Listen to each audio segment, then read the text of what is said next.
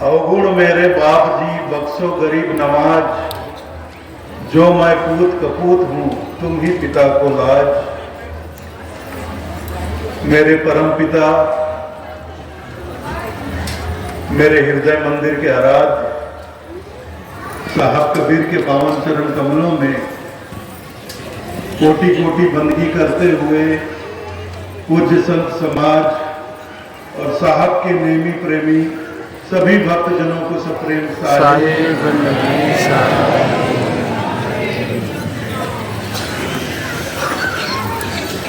सदगुरु कबीर संत समागम समारोह कबीर धर्मनगर दामाखेड़ा 2023 आज दूसरा दिवस है। कल संत समागम समारोह का यह कार्यक्रम प्रारंभ हुआ।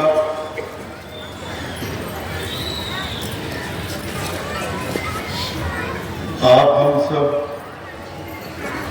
संत समागम समारोह का आनंद ले रहे हैं, साथ ही माघी मेले का भी आनंद ले रहे हैं। बहुत सारी दुकानें यहाँ आई हुई हैं, बड़ा बाजार लगा हुआ है।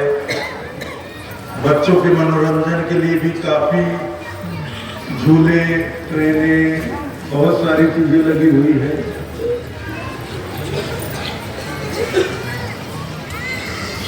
ये आपका अपना मेला है, हम सबका अपना मेला है।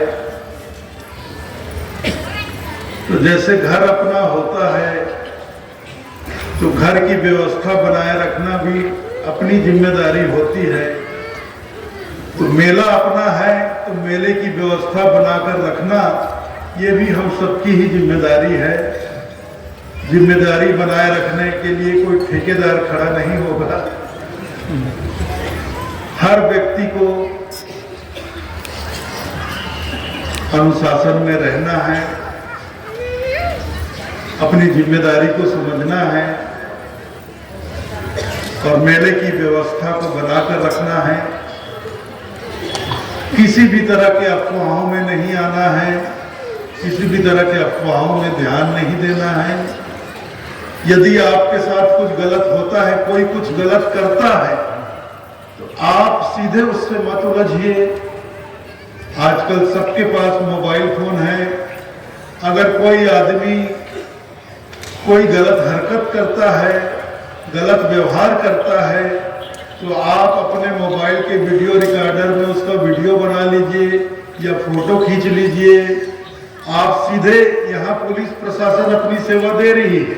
अगर आप सीधे पुलिस के पास नहीं जाना चाहते तो यहाँ आश्रम की जो संस्था है उसका कार्यालय है, आप कार्यालय में चले जाइए।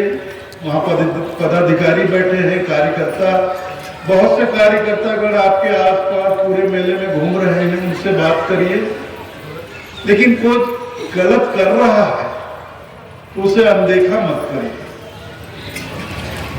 चाहे आपके साथ कोई गलत करे या किसी के साथ भी कोई गलत करता है, गलत व्यवहार करता है, तो आप चुप मत रहिए, अनदेखा मत करिए। इससे उन लोगों की हिम्मत और बढ़ती है, वो और ज्यादा गलत काम करने पर उतारू हो जाते हैं।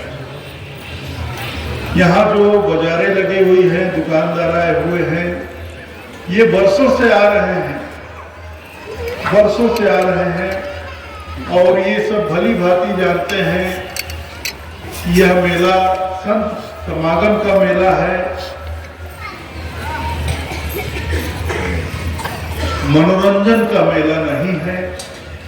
इसलिए आप देखेंगे कि यहाँ दुकानदार जितने भी आते हैं, कोई दुकानदार अपना साउंड सिस्टम लेकर नहीं आता है।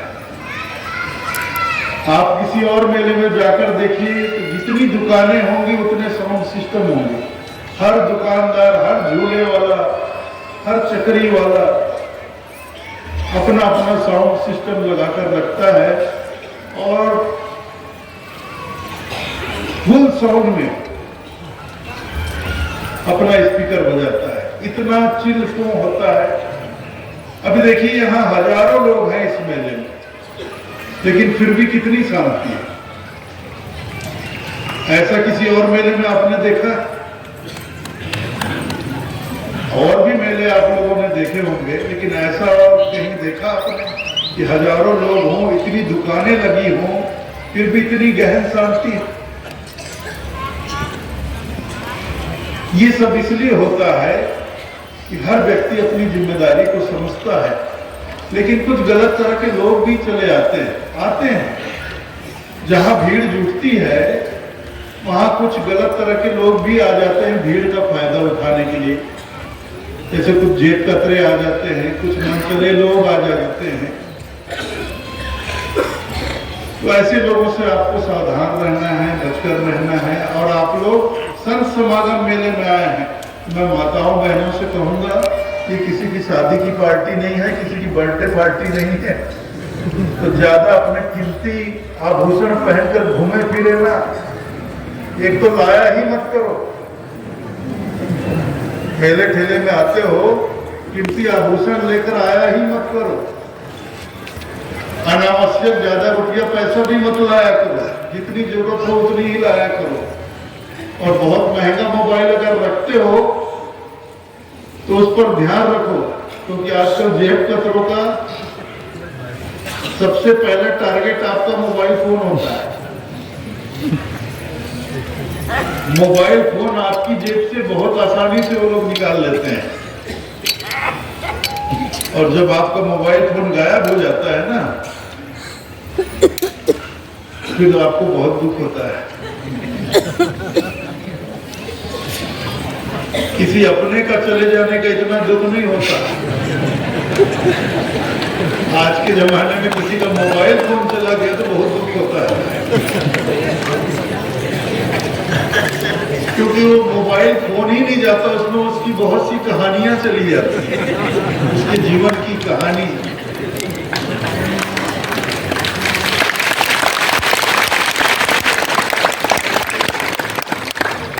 आज का वातावरण ऐसा है, आज का समय ऐसा है, किसी का मोबाइल हाथ लग जाए तो हम आधे घंटे में उसकी जन्म कुंडली बना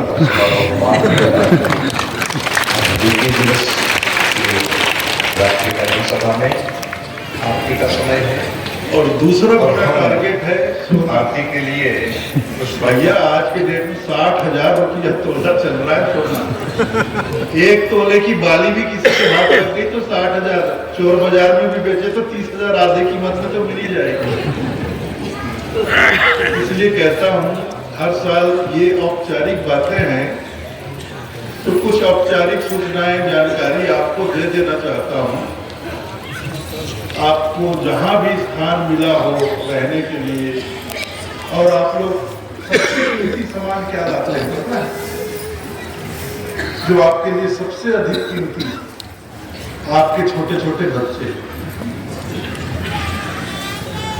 छोटे छोटे बच्चे आप साथ लाते हैं, और मेले के चकाचौंध में भीड़ भाड़ में खोज ऐसे मस्त हो जाते हैं कि आपका बच्चा कब कैसे आपसे बिछड़ जाता है आपको पता नहीं चलता। अभी देखिएगा, अभी तो दूसरा दिन है, आप 3 तारीख, 4 तारीख, 5 तारीख, 6 तारीख को देखिएगा, सुबह से शाम तक यहाँ छोटे छोटे बच्चे लाए जाएंगे। यहाँ शहर की ये बच्चा हमें वहां रोता हुआ मिला, ये अपने माँ बाप से बिछड़ गया। कैसे माँ बाप को है?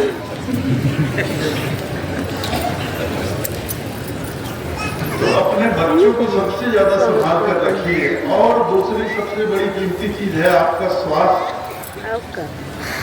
आप अनेकों स्थान से आए हैं, अपना घर बार छोड़कर आए हैं, इस मेले ठेले में आए हैं, जिनका आज तो अपने स्वास्थ्य के प्रति जागरूक दिया गया है। खाने पीने के प्रति जागरूक रहिए, सावधानी से खाना पीना करिए। जहां आपको स्वच्छ मिले ताजा भोजन या ताजा खाने पीने को मिले, स्वच्छ मिले, वहीं आप कुछ खाइए पीजिए। कहीं भी कुछ भी खाना पीना मत करिए, तबीयत बिगड़ेगी। परदेश में तबीयत बिगड़ेगी तो आपको बहुत तकलीफ होगी। वैसे हमारे गुरुदेव की स्मृति में एक हॉस्पिटल बना हुआ है, यदि किसी को स्वास्थ्य संबंधी कोई भी तकलीफ हो तो मेले के दरमियान रायपुर, भाटापारा, तिरदा आसपास के बहुत से डॉक्टर यहाँ अपनी सेवाएं देते हैं। किसी को भी यहाँ इस मेले में स्वास्थ्य संबंधी कोई भी तकलीफ हो तो तुरंत पंथरी हजूर गृह मुनि नाम साहब स्मृति चिकित्सालय में जाकर आप अपना उपचार करा सकते हैं। इस पर लापरवाही मत करिए, कहीं का भी पानी मत पीजिए।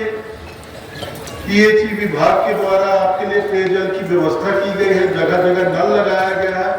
इसमें पानी डायरेक्ट ट्यूबवेल से आपके लिए आ रहा है, ताजा पानी। जितने नल लगे गए मेला क्षेत्र में नल लगाए गए हैं पीएचई विभाग के द्वारा, इसमें 24 घंटे आपके लिए बिल्कुल स्वच्छ पानी और ताजा पानी ट्यूबवेल से डायरेक्ट आ रहा है। इसको पीजिए या आप अपनी कोई व्यवस्था करिए, लेकिन स्वच्छ पानी पिए, स्वच्छ भोजन करिए। साहेब का भंडारा चल रहा है, सदगुरु का भंडारा है। सुबह 9:30-10 बजे से प्रारंभ हो जाता है, रात्रि 11-12 बजे तक निरंतर बिना रुके चलता है। आप वहां जाइए, वहां गरम गरम आपको ताजा भोजन प्राप्त होगा। दिन में 1 बार 2 बार 3 बार 4 बार जितने बार मन लगे जाकर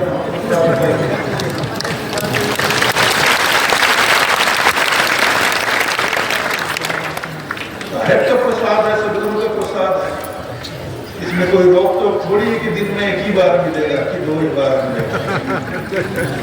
आपको जय बार मन लगे कि साहेब का प्रसाद पाना है, चले जाइए, प्रसाद पा लीजिए।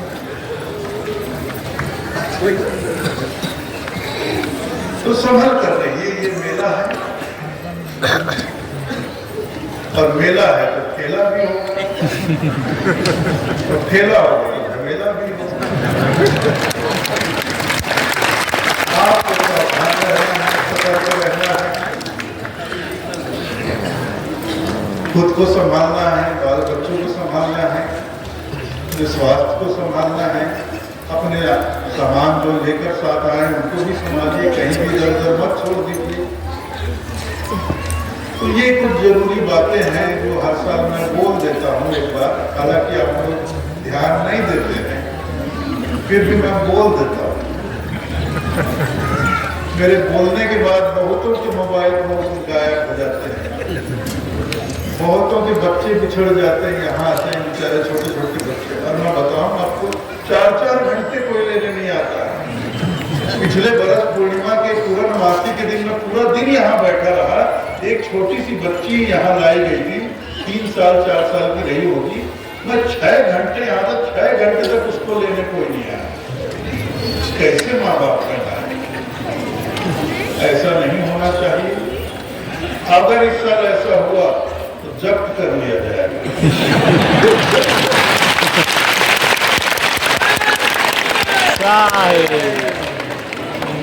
और वो साहब के दरबार का ही होकर रहेगा तो हम साधु संत बना देंगे।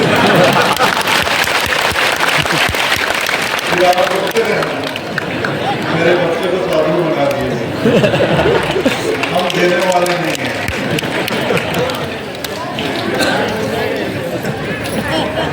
तो देने लेने की बात आई तो साहब का एक सुंदर पद है, संसार के लेन देन में कभी पड़ो मत। संसार में आए हो तो संसार में तटस्थ भाव से रहो। साहेब के नाम का गुणगान करो, नाम का स्मरण करो, भजन करो, हरि के नाम का कीर्तन करो, भजन करो, आनंद करो।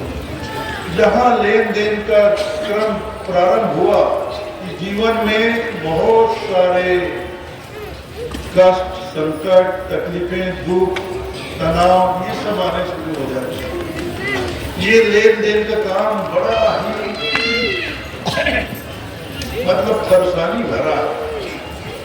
इस संसार में आकर जो भी लेन देन में पड़ा फिर वो दुख में पड़ता ही है, फिर उसके जीवन में तनाव आता ही, टेंशन में वो जाता ही। इसलिए साहब कहते हैं कुछ लेना ना देना मगर रहना। संसार के लेन देन से दूर, संसार के लेन देन से दूर मगन रहो। कुछ लेना न देना मगन रहे। पांच तत्व का बना ये पिंजरा, तामे बोले रे तेरी मैना, कुछ लेना न देना मगन रहे। गहरी नदिया नाव पुरानी, खेवटिया से मिले रहना, कुछ लेना न देना मगन रहे। गहरी नदिया, ये भवसागर बहुत गहरा था है, जिसका कोई वार ना पार।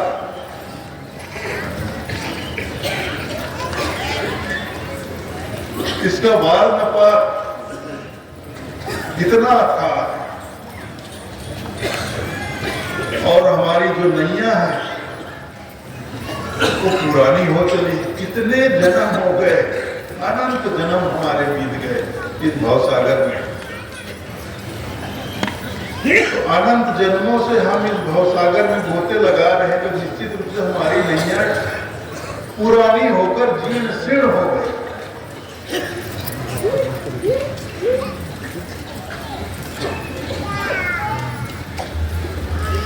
इनके गांव से संपर्क होता है और दरिया सिंह जी हमारी नैया टूट गई, भक्तों से टूटी फूटी नैया में हम काम चला रहे हैं। लेकर सदगुरु के सम्मुख बहुत जरूरी है कि हम खेवटिया से मिले रहे, लेकिन यहाँ आकर लोग खेवटिया से ही पंगा ले बैठते हैं।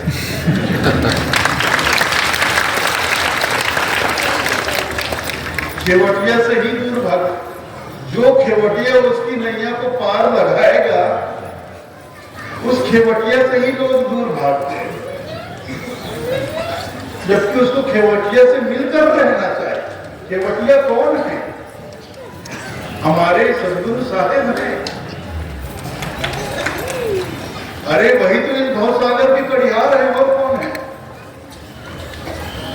हमारी जीवन की नैया को भवसागर से पार उतारेगा कौन? हमारे मालिक जो कड़ियार है, साहब की वाणी है ना, अमर लोक से हम चली आए, आए जगत मझारा हो, सही छाप परवाना लाए, समृद्ध के कड़ियारा। साहब कहते हैं अमर लोक से हम चले आए, अमर लोक से मैं आया, आए जगत मझारा हो, इस संसार में आया। अमर लोक से हम चली आए, आए जगत मझारा हो, सही छाप परवाना लाए, समृद्ध के कड़ियारा। सही छाप परवाना लाए, समृद्ध का कड़िहार बनकर मैं आया। अच्छा, जो सदगुरु कबीर साहब अनेकों स्थान पर समृद्ध कहते हैं, समृद्ध।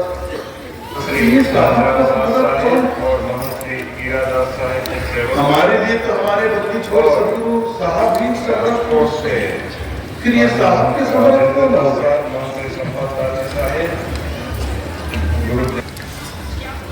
साहब ने किसे समृद्ध कहा है? आप लोग संध्या पाठ पढ़ते हैं, करते हैं? कितने लोग करते हैं? आप लोगों ने कभी ध्यान दिया संध्या पाठ में साहब किसे समृद्ध कहते हैं? हाँ कबीर बिचलो नहीं शब्द मोर समृद्ध, ताही लोग पठाई हम जो चढ़े रथ। शब्द को साहब ने समृद्ध कहा है। शब्द के रथ में जो सवार हो गया, ताही लोग पठाए हम जो चढ़े शब्द के रथ। अब शब्द का रथ कहो या शब्द की नैया कहो, सदगुरु की नैया तो शब्द है। सदगुरु की नैया में सवार हो जाओ तो पार लगा देंगे। शब्द रूपी रथ में सवार हो जाओ, ले चलेंगे अपने लोग।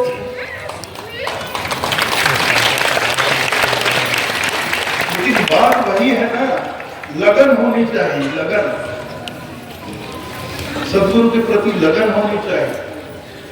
लगन अर्थात प्रीत होनी चाहिए, प्रेम होना चाहिए। बिना प्रेम लगन लगती नहीं। सदगुरु के चरणों के प्रति हृदय में प्रेम जागे तो सदगुरु के चरणों में हमारी लगन लगती है।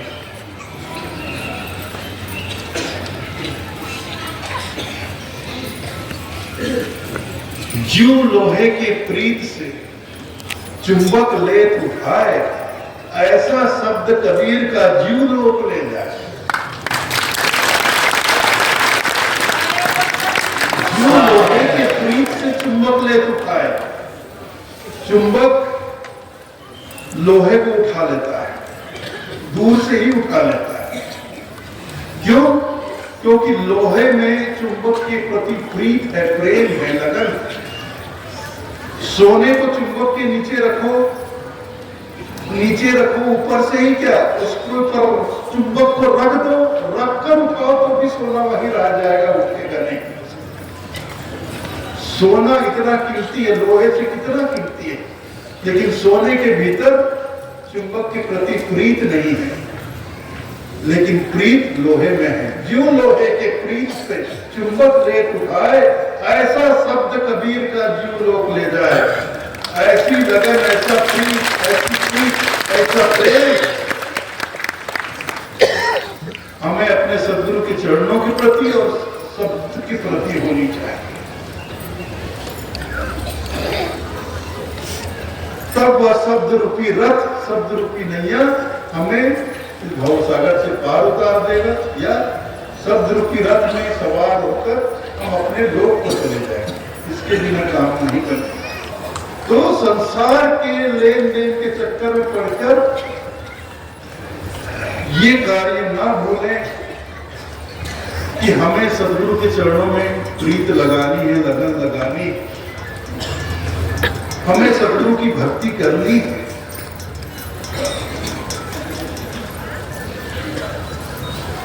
भक्ति करनी, भक्ति क्या है? भक्ति भजन हरि नाम है, दूजा दुख अपार, मनसा वाचा कर्म सभा में। भक्ति किसे कहते हैं?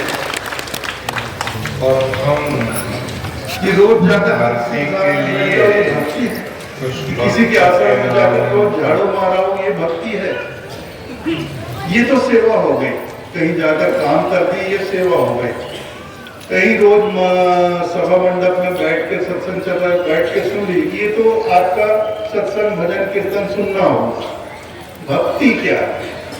तो साहब कहते हैं भक्ति भजन हरि नाम। भक्ति भजन, भक्ति और भजन हरि नाम है। दूजा दुख अपार, मनसा वाचा कर्मणा कबीर सुमरन सार। मन से, वचन से और कर्म से नाम का सुमरन ही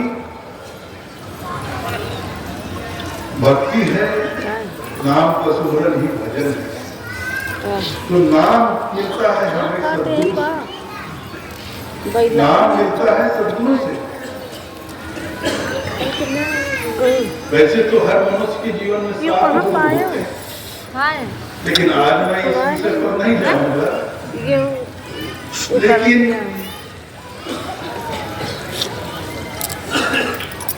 सार्थक तो वही है जो सद्गुरु होते हैं, जहां का जीव तहां पता है।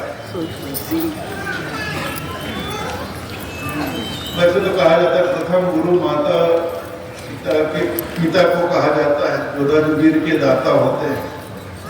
दूसरे गुरु तो गांव की दाई को कहा जाता है, जो गर्भवास से बाहर लाती है। तीसरे गुरु उसको कहते हैं जो नाम कर्म करता है, उसको कहा जाता है। चौथे गुरु उसको कहते हैं जो अक्षर ज्ञान देता है, स्कूल में पढ़ाता है, उसको भी गुरु कहते हैं। और एक हम दीक्षा शिक्षा लेकर एक गुरु बनाते हैं, वो भी एक गुरु होता है। लेकिन 7वें तो सद्गुरु होते हैं, जो जहां का जीव तहां पका देते हैं। तो हर किसी गुरु के शरण में जाने से आप अपने लोक को नहीं जा पाएंगे। जिस दिन आप सद्गुरु के चरण में जाएंगे और सद्गुरु के चरण के प्रति प्रीत लगाएंगे, लगन लगाएंगे, तब आप इस भवसागर से पार उतर कर अपने लोक सतलोक को जा पाएंगे। इसलिए कहा करते हैं, कुछ देना न देना न जाना। इस संसार की में ठीक है आ गए, लेकिन संसार के लेन देन इसके पचड़े में ना पड़े, नाम सुमरन में भजन में मस्त रहे। इसलिए दूसरे साहब कहते हैं गहरी नदियां नाव पुरानी खेवटिया कर रहे हैं, तो ये खेवटिया देवेंद्र सिंह शेखावत सही छाप करवाना लाए समृद्ध के परिहार। और आप कहते हैं मैं समृद्ध परिहार हूं, तो हमारे हम कबीरपंथियों के कड़िहार कौन है?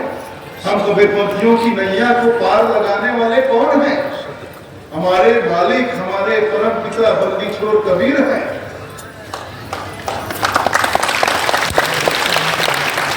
उनसे मिले रहेंगे, उनसे लगे रहेंगे, उनसे जुड़े रहेंगे, तभी तो बात बनेगी। और हम है कि उनसे दूर ही बात करें। अपने ही खेवटिया से दूर भागते हैं, इधर भागते हैं, उधर कहीं और चले जाते हैं, कहीं और चले जाते हैं, इधर उधर भटकते हैं, दुनिया में भटकते हैं, संसार में भटकते हैं। जो और ज्यादा हमको भटकाते हैं, हम उनके पीछे और दौड़ते हैं। भटकाने वाले लोगों के पीछे हम खूब दौड़ते हैं। जैसे मैंने भी कुछ दिन पहले एक कथावाचक का वीडियो देखा। वो कथावाचक बोल रहे थे, आपका बच्चा कितना भी मतलब ना पढ़ता हो, अब वो बोल नहीं पाए कि कितना भी गधा हो, आपका बच्चा कितना भी ना पढ़ता हो, साल भर भी ना पढ़ता हो, लेकिन जिस दिन उसकी परीक्षा होगी, जिस दिन उसका पेपर होगा, जिस विषय का पेपर होगा, उस दिन सवेरे स्नान ध्यान कराकर उसको शिव मंदिर में ले जाओ और बेल पत्ते के बीच वाले पत्ते में शहद लगवा दो। शहद लगाकर शिवलिंग पर उसके हाथ से चिपकवा दो। भले साल भर तुम्हारा बच्चा ना पढ़ा हो, लेकिन जिस दिन वो बेल पत्ती शहद से चिपकाकर तुम्हारा बच्चा आएगा, उस दिन जिस विषय का परीक्षा देगा उसमें निश्चित पास होगा। कैसे हो जाएगा भाई? कोई बच्चा साल भर पढ़ा ना हो, एग्जाम पेपर देने जाएगा वो पास हो जाएगा। अगर ऐसा होता तो आज जितने गधे हैं ना, सब IAS डॉक्टर होते, इंजीनियर होते। और ये बात फिर परीक्षा पर ही क्यों लागू होती है? फिर ये बात नेताओं पर भी लागू होनी चाहिए। भले ही 5 साल आप मुंह न दिखाया हो जनता को, एक बार जीत कर गए हो, उसके बाद 5 साल तक भले ही जनता को ना मुंह दिखाए, फिर से चुनाव आ गया, आपने फार्म भर दिया, आपको प्रचार करने की जरूरत नहीं है, आपको घर से निकलने की जरूरत नहीं। जिस दिन मतदान होगा, सवेरे स्नान ध्यान करके बेल पत्ती और शहद लेकर चले जाना और बीच वाले पत्ती को शहद लगा के शिवलिंग पर चिपका देना और घर जाकर बैठ जाना। प्रचंड मतों से आप जीतेंगे।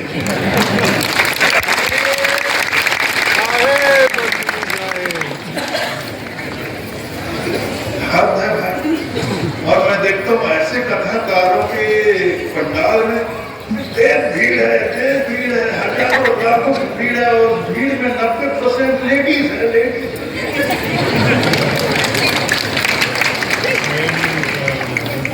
90% भीड़ लेडीज लोगों, महिलाओं। और महिलाएं तो सुनती हो आकर घर में पक्का आजमाती है। ऐसा कहा बच्चे के साथ ऐसी तो ठीक है बेटा, जा मत पढ़, जा खेल, बस तू परीक्षा के दिन मेरी बात मान लेना, मेरे साथ सुबह चलना। वो करती भी होंगी। जिस दिन पेपर होता होगा, बच्चे को जबरन नहला धुलाकर, बच्चा नहीं भी नहाना चाहता होगा तो नहला धुलाकर उसको पकड़ के बेल पत्ता शिवलिंग पे जाके शहद लेके चिपका कर बेटा दे देना तो पक्का पास हो। लेकिन जब रिजल्ट आता होगा, जब रिजल्ट होता तो ये क्या हो गया, बाबा तो ठंडी, बाबा तो ठंडी है। कसम से मैंने सुना है, मैंने पेपर का कटिंग भी देखा, पेपर में, मीडिया में भी देखा, जो बाबा ये ज्ञान दे रहा था उसका अपना बेटा 8वीं में फेल हो गया।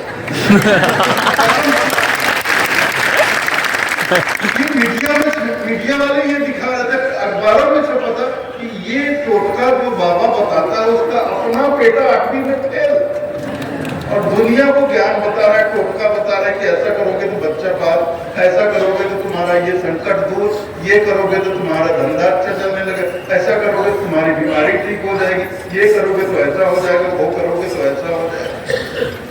टोना टोटके से अगर कुछ होता तो ये जो टोना टोटका करने वाले हैं ये भारत देश के सब सर्वोच्च पद पर बैठे होते हैं।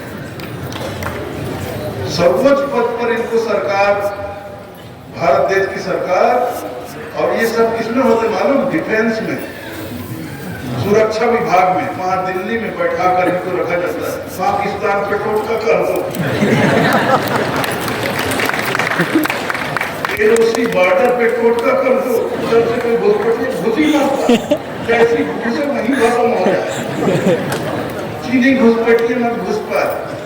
ऐसा करो ना भाई, करके दिखाओ ना, इतना तुम चमत्कारी हो, इतना चमत्कार है तुम्हारे अंदर, इतने बड़े तुम बाबा हो।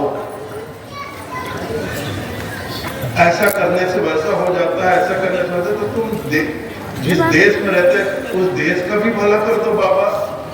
तुम खुद जाकर हिंदुस्तान पाकिस्तान बॉर्डर पे टोटका करके एक बार आ जाओ, ताकि वहां से कोई घुस ना सके। इतनी देश सेवा भी कर दो थोड़ी, कोई करता नहीं है। तो बात यही है, आबा बाबा ताबा के पीछे सब दौड़ रहे हैं, भले ही कितना भी ठग रहे हो आप, लेकिन दौड़ोगे बाबा लोगों के पीछे। कोई मुझे भी कभी मुझे भी बाबा कहता था, गाली मत दो भैया। कोई मुझे बाबा, कभी भी कोई मुझे नहीं जानता वो भी मुझे बाबा जी बोल देता, गाली मत दो बाबा। ये बाबा सब आज की तारीख में बहुत बड़ी भद्दी गाली की तरह लगता है मुझे। इन बाबाओं ने, बाबा सबको इतना खराब कर दिया है, वास्तव में इतना भद्दा बना दिया है। तो बाबा एक तो इतना मतलब प्रतिष्ठित, कोई बहुत प्रतिष्ठित हो, घर का परिवार का कोई प्रतिष्ठित व्यक्ति हो, वरिष्ठ, हम किसी को भी बाबा नहीं कह सकते। जो पिता तुल्य होता है उसे हम बाबा कहते हैं। लेकिन ये तथाकथित बाबाओं ने तो बाबा शब्द को ही खराब कर दिया, बदनाम कर दिया। तो जो ठग रहे हैं उसके पीछे दौड़ रहे, और जो हमारा नैया को खेकर पार उतारने वाले खेवटियां हैं उससे हम दूर भाग रहे हैं। जहां उससे मिलकर रहना है हम वहां उससे दूर भाग रहे हैं, तो ऐसे कैसे चलेगा? और साहब कबीर कहते हैं, कहत कबीर सुनो भाई साधु, गुरु के चरण में लिपट रहना, कुछ लेना न देना न बनना। तो जहां गुरु के चरणों में हमें लिपट कर रहना है, हम गुरु के चरणों से उतने ही दूर जाते हैं। अब गुरु के चरणों में लिपट रहना इसका मतलब नहीं कि ऐसे पकड़ कर लिपट जाए और गुरु को छोड़े ही न, चलने फिरने ना दे। हमको जोर से आ रही वो ये लिपट के हम जाने नहीं देते, लिपट कर ही रहते। निकट जाना अर्थात अपने मन को, अपनी सुरती को गुरु के चरणों में लिपटा दो। आज हमारा मन, हमारी सुरती संसार से लिपटा हुआ है। आज हमारा मन, हमारी सुरती, हमारा ध्यान संसार में लिपटा हुआ है। इसको संसार से छुड़ाओ और सद्गुरु के चरणों में लिपटाओ, ये साहब का कहना है। कहत कबीर सुनो भाई साधु, गुरु के चरण में लिपट रहना। तो अपने मन को, अपनी सुरती को गुरु के चरणों में लिपटा तो काम बन जाएगा। और भी साहब एक बात कहते हैं, अगर संसार में अगर कुछ लेना देना करना ही चाहते हो तो साहब कहते हैं, लेने को सतनाम है, देने को अन्नदान, तरने को आधीनता, डूबन को अभिमान। लेना है कुछ संसार में तो सत्य नाम का स्मरण करो, सत्य नाम का जाप करो। जाप क्या करना, स्मरण ही करो। लेने को सतनाम है, देने को अन्नदान। कुछ लेना देना करना चाहते हो तो लो सतनाम और दो अन्नदान। जो भी भूखे हैं, अब भूख सिर्फ इंसान को नहीं लगती, पशु पक्षियों को भी लगती। कोई भी भूखा प्यासा प्राणी आपके द्वार पर आ जाए, उसे निराश न करना। जो यथाशक्ति आपकी जो शक्ति हो, आपकी जो क्षमता हो, आपका जितना सामर्थ्य हो, उस भूखे प्राणी को जरूर सेवा कर देना। कुछ खाने को दे देना, कुछ पानी पीने को दे देना। कबीरा कहे पुकार के दो बातें कर ले, एक साहब की बंदगी और भूखों को कुछ दे।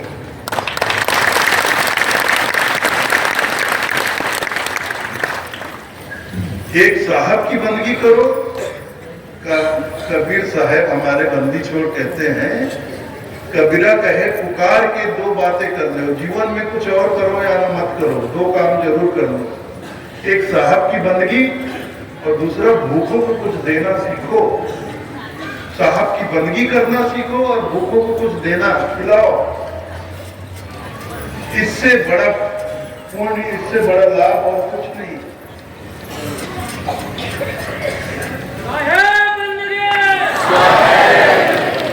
तो आप लोग ये काम जो हमारे सदगुरु हमें कह रहे हैं, ये काम जरूर करिए। लेकिन जो काम हमारे सदगुरु हमें करने को कहते हैं वो बिल्कुल नहीं करते, और जो काम हमें बिल्कुल नहीं करना है कहते हैं, इन चीजों से दूर रहो कहते हैं। सब उन्हीं कामों में हम लोग मस्त रहते हैं, लगे रहते हैं। लगे रहते हैं कि नहीं लगे रहते? बताओ। साहब बोलते हैं सदा सत्य बोलो। हम दिन में कम से कम 10 बार झूठ बोल देते हैं।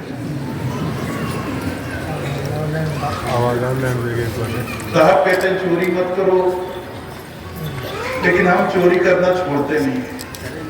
चोरी का मतलब आदमी ये सोचता है चोरी कैसे चोरी, मतलब किसी के घर में कूद जाना, सेंधमारी कर देना रात को, उसके घर से कोई सामान या रुपया पैसा उठा कर ले आना, ये चोरी। सिर्फ यही चोरी है, यही चोरी होती, और कोई चोरी नहीं होती। इनकम टैक्स चोरी करने का यही एक तरीका। और जो टैक्स की चोरी करते हैं, इनकम होता है साल का 50 लाख, लेकिन 100 करते हैं 20 लाख। 30 लाख का टैक्स चोरी कर लिया। उसके लिए भी एक्सपर्ट साथ में लेते हैं चोरी करने के लिए। सीए को, चार्टर्ड अकाउंटेंट को साथ लेकर चोरी करते हैं। भैया मुझे 20-50 लाख कमाया हूँ एक साल में, लेकिन मुझे 50 लाख का टैक्स नहीं देना, मुझे सिर्फ 20 लाख का टैक्स देना है, 30 लाख का बचाना है। वो तरीका उसको बताता है वो चार्टर्ड अकाउंटेंट सीए कि ऐसा करो, इस तरह से 100 कर दो, रिटर्न भर दो, इस तरह से तुम्हारे 30 लाख का टैक्स बच जाएगा। एक्सपर्ट को साथ लेकर चोरी करते हैं। और देश से चोरी करिए, सिर्फ चोरी नहीं है भैया, ये तो गद्दारी भी हो गई। देश से चोरी की है मतलब, देश से चोरी करना मतलब देश से गद्दारी हो गई है, तो गद्दारी भी हो गई। किसी के माथे पे लेबल लगा तो ये चोर है, ये कहीं से भी कुछ भी चुरा लेता है, वो तो छोटी मोटी चीजें चुराता है। किसी के पॉकेट मार दिया, किसी का छोटा मोटा सामान उठा लिया। असली चोर तो जो करोड़पति, अरबपति, खरबपति लोग, ये लोग देश की असली चोर है।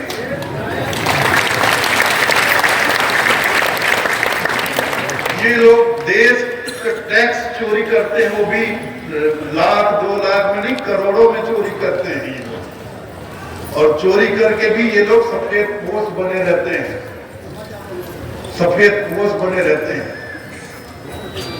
बात वही है ना, पुरानी एक कहावत है, कहते हैं, पुराने लोग कहते थे, पकड़े गए चोर, पकड़े गए तो चोर, नहीं तो साहूकार।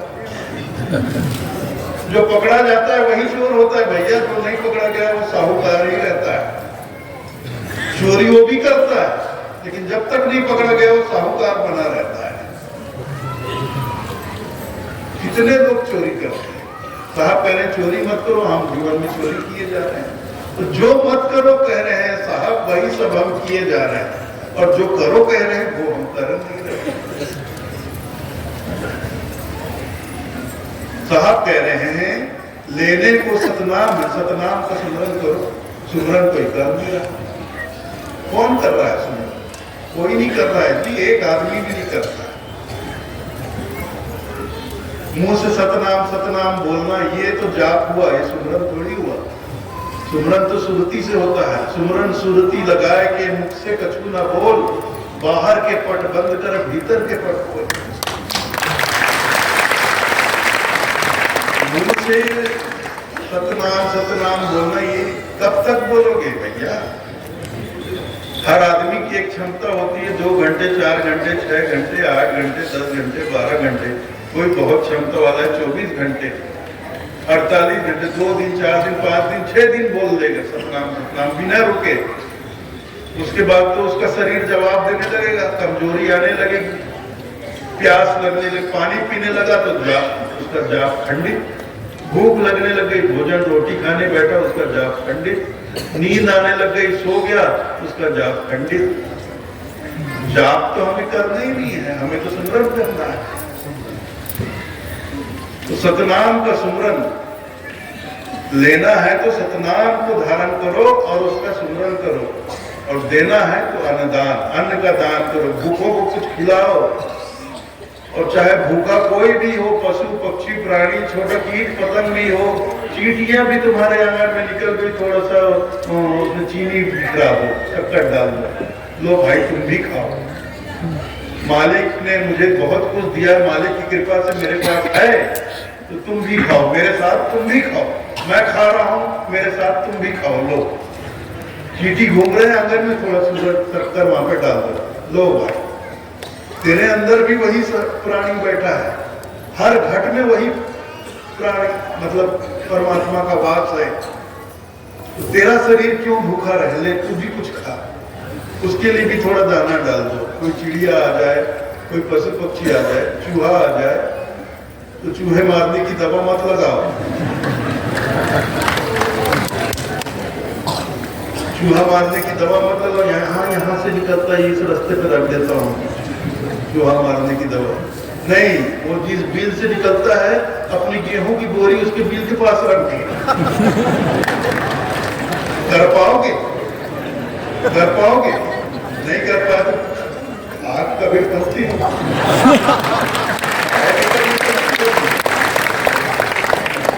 चूहे को भूख नहीं लगती, भूख लगती तभी तो बेचारा कुतर के खाता है। भूख नहीं लगती तो क्यों कुतरता है?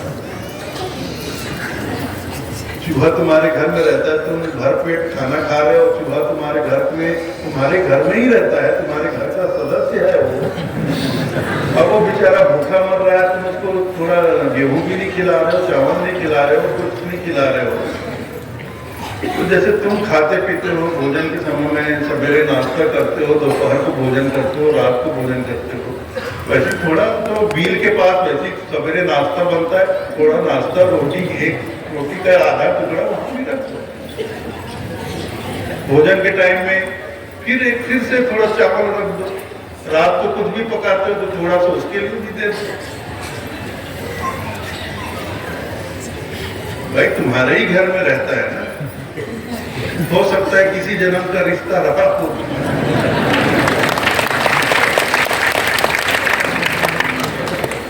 पक्षी उड़कर आ जाती है, कौवे आ जाते हैं, और भी पक्षियां आ जाती हैं, आंगन में आ जाती हैं, उनकी भी थोड़े दाने डाल दो। बड़ा आनंद आता है, करके देखना, नहीं किए होगे तो करके देखना, और दिल को खुशी मिलती है भाई, दिल को खुशी मिलती है ये सब करके। जरूर करना। साहब यही कह रहे हैं, भूखों को कछु दो, अन्न दान करो, और तरने को आधीनता और डूबर को अभिमान। अगर भवसागर से तरना है तो आधीनता, सदगुरु के शरीर में दीनहीन हो जाओ, हे मालिक, हे साहब, हे सदगुरु, मैं तुम्हारे चरणों में समर्पित होता हूं। मैं दीन हूं, अधीन हूं। कोई मन में 1% भी अहंकार का भाव मत रखो।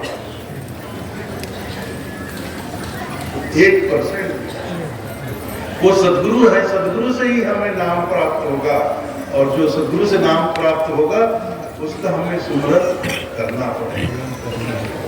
जब तक हम दीन अधीन होकर उनके चरणों में समर्पित नहीं हो जाते, सदगुरु से हमें नाम मिलेगा कैसे? नहीं मिल पाएगा। हम पात्र बनेंगे तब तो मिलेगा। देखो भाई, कोई आपके सामने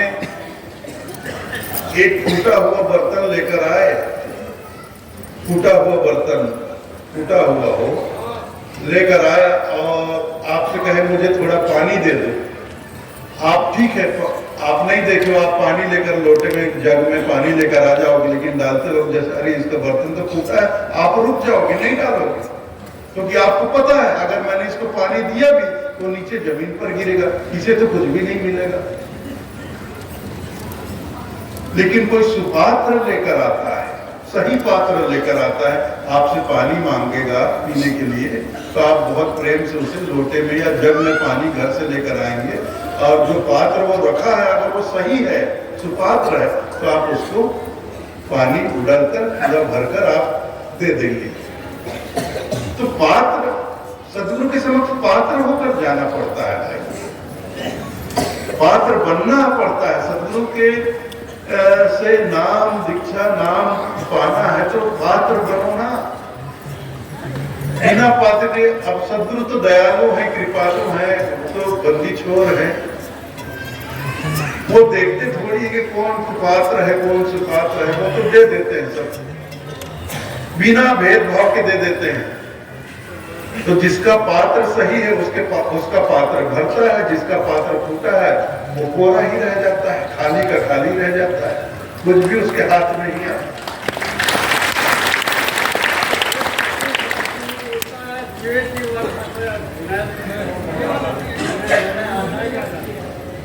तो आप लोग सुपात्र बनिए, सदगुरु के शरण में आइए। तो यही साहब कह रहे हैं, कहत कबीर सुनो भाई साधु, गुरु के चरण में लिपट रहे।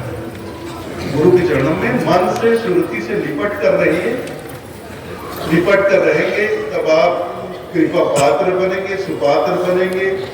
तब सदगुरु का सारा ज्ञान आपके पात्र में समाएगा, आप भरेंगे, ज्ञान से भरेंगे। ज्ञान का प्रकाश आपका घट का अंधकार दूर करेगा, अंधकार दूर होगा तो आपका घट भी ज्ञान से प्रकाशित होगा, और ज्ञान का प्रकाश प्राप्त कर लेना ही तो परम उपलब्धि होती है भाई। और क्या परम उपलब्धि होती है? इससे ज्यादा कोई उपलब्धि होती है कि आप पात्र बन गए, सदगुरु की रथ पे सवार हो गए, रथ पे सवार होकर आप अपने लोक को चले गए, और क्या चाहिए?